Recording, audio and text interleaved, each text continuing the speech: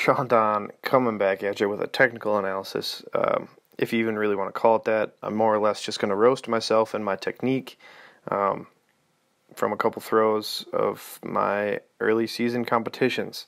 This is like my 5th time recording this. I've gotten a little rusty, so bear with me. So this is a throw from Mount Sac. What am I saying? It's a throw from Mount Sac. This past weekend, I think this throw was like 71.50. My best on the day was 71.98, and they all felt pretty much the same. Pulse and posture and left side axis just did not feel great, but the one thing that did feel great, I guess, was ball speed and body speed. So like I think that the force needed to throw far is there. I just need to learn how to direct it and get more efficient in competition, because I've had good throws like in training, I guess, but just don't know how to compete yet. Just feel a little stiff, feel a little tight.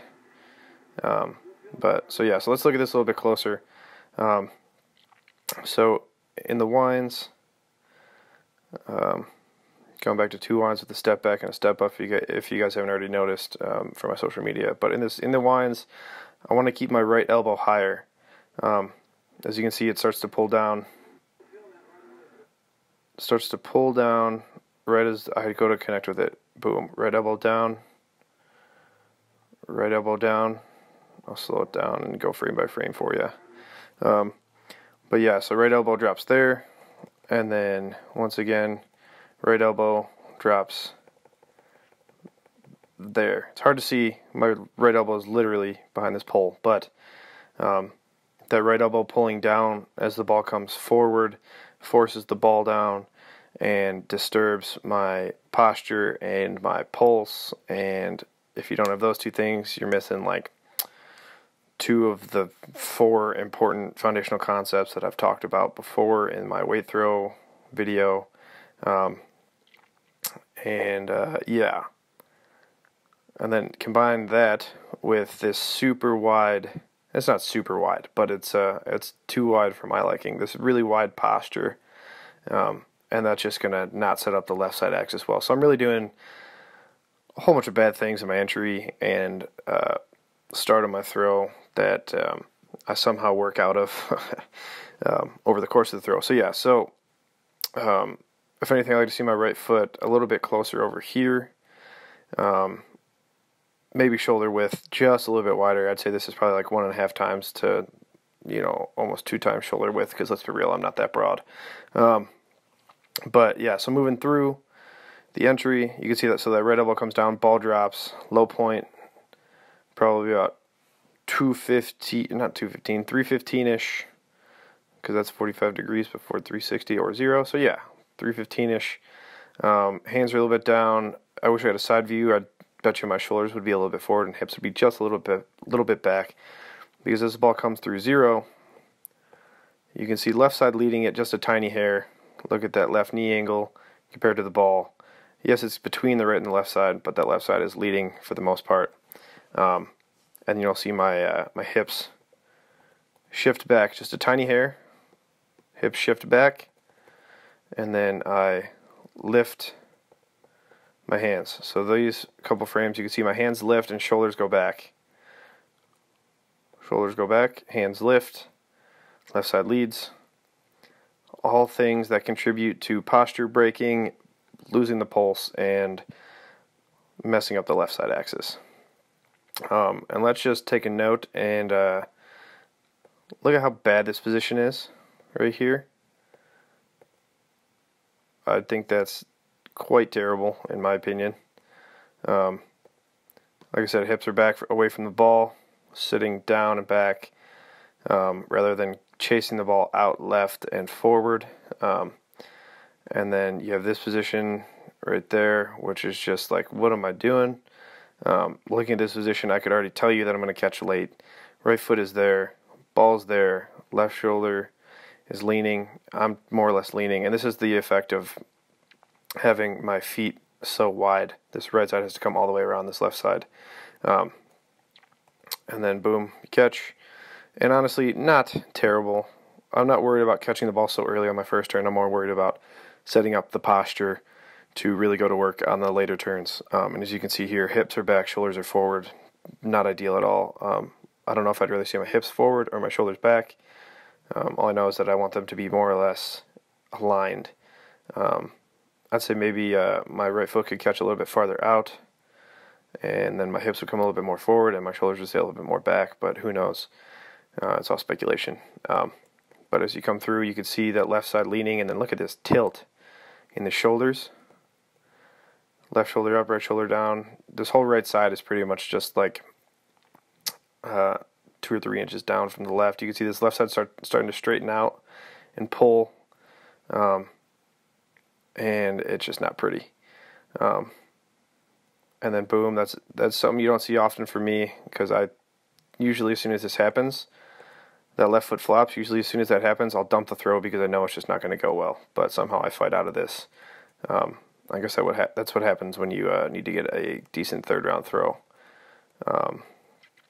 So, yeah, left foot flops, good sign that you don't have enough weight on your left side.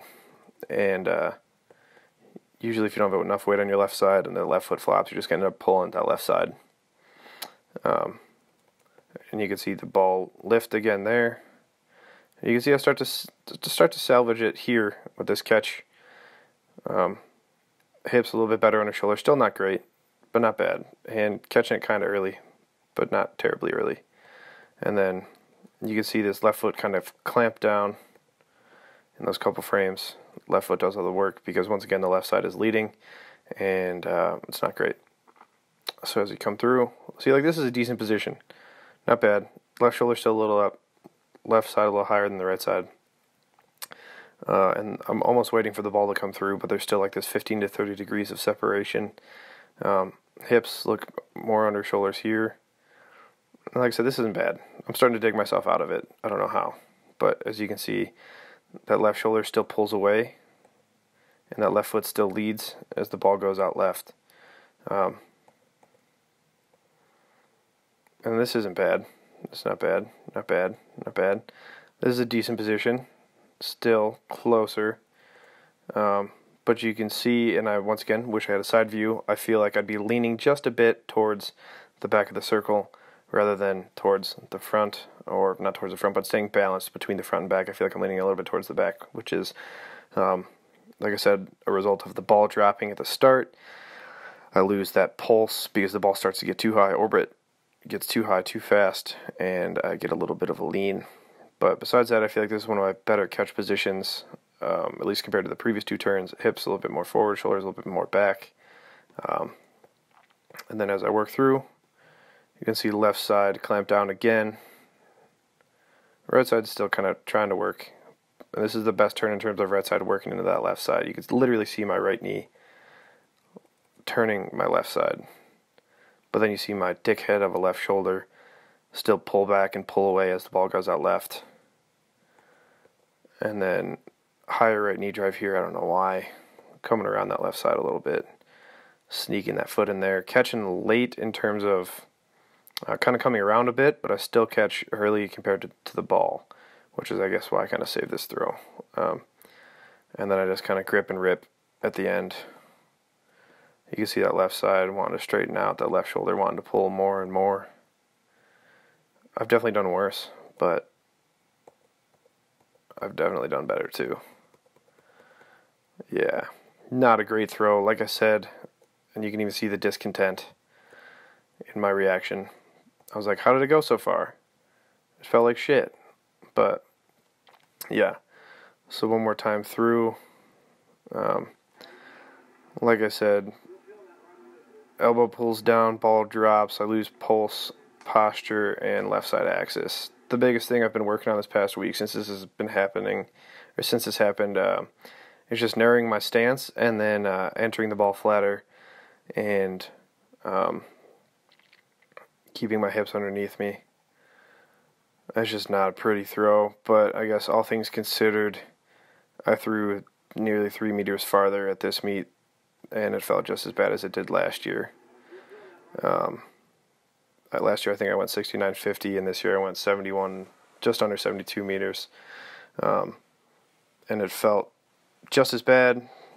So hopefully big things for the future. Thanks for watching. Go to can't even talk. Go to www.atlaspeakperformance.com if you want a technical analysis of your own. And then go watch my next technical analysis video. It will be of me at my actual season opener, back when I threw 74 meters. And hopefully you guys can see the difference between the two techniques. They still both suck, but that one sucks just a little bit less. Also one more note, because I know I forgot to mention it. Look at the orbit on this throw. You can see it shift almost immediately because my feet are so wide. Orbit can tell you a lot about a throw, and you can just see the orbit, boom, boom, boom. You can see that low point start to shift just a little bit each turn, and that's kind of why the ball goes out there. You can't even see it land. So, yeah, that's all I got. This throw kind of sucks, but it still went kind of far, I guess. So, excited to see how the rest of the season goes.